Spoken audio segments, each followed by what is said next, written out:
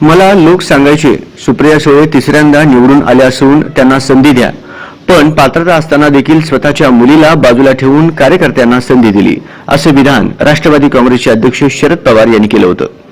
यावरून अजित पवार गटाचे प्रवक्ते उमेश पाटील यांनी शरद पवार आणि सुप्रिया सुळेंवर टीका केली आहे। सुप्रिया सुळेंची पात्रता असती तर आमदार त्यांच्या पाठीशी उभे राहिले असते, असं टीकास्त्र उमेश पाटलांनी डागलंय। वास्तविक सुप्रियाताईंना सुरुवातीला राज्यसभेची खासदारकी दिली गेली, ती कार्यकर्त्यांच्या जीवावर निवडून आलेल्या आमदारांच्या माध्यमातून ती राज्यसभेची संधी सुरुवातीला दिली गेली आणि त्याच्यानंतर महाराष्ट्राला सुप्रियाताईंचं कर्तृत्व आणि पात्रता कळाली। जर त्यांच्यामध्ये एवढी पात्रता असती तर आज जे 53 आमदारपैकी 43 आमदार अजितदादांच्या पाठीशी उभे राहिले, तेच आमदार सुप्रियाताईंच्या पाठीशी उभे राहिले असते।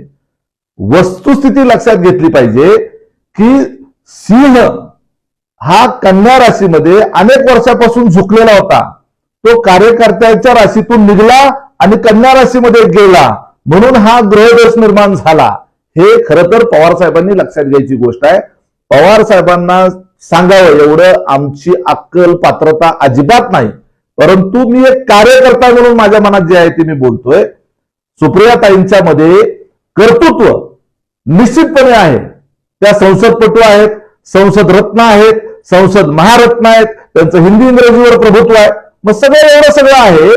तर दिल्लीमध्ये एखादा नगरसेवक पक्षाचा का नाही निवडून आला, दिल्लीमध्ये एखादा आमदार का नाही निवडून आला, देशाच्या इतर राज्यामध्ये आमचा राष्ट्रीय पक्ष असताना इतर ठिकाणी आमचे आमदार खासदार नगरसेवक का नाही निवडून आले, आमचा पक्ष राष्ट्रीय पातळीवर का नाही अनेक राज्यांमध्ये पसरला, त्यांच्यामध्ये हिंदी इंग्रजीवर प्रभुत्व होतं, तर ते सगळ्या राज्यभर फिरून सगळ्या देशभर फिरून त्यांनी पक्ष का नाही वाढवला। जर तसा पक्ष वाढवला असता 100-200 आमदार खासदार निवडून आले असते, त्यांच्या माध्यमातून निवडून आले असते, तर निश्चितपणे त्यांच्यामधली गुणवत्ता पात्रता ही प्रमाणित झाली असती। आज 53 आमदार महाराष्ट्रामध्ये राष्ट्रवादीचे आहेत, त्यातले 90-95% आमदार अजितदादांच्या सोबत आहेत। लोकशाहीमध्ये ज्याच्या पाठीशी आमदार खासदार असतात तोच नेता असतो, त्यामुळे ही वस्तुस्थिती जी आहे ही स्वीकारण्याची आवश्यकता आहे। कुणाच्या कर्तृत्वावर पात्रतेवर प्रश्नचिन्ह उभा केलेलं नाही, हे कृपया लक्षात घ्यावं।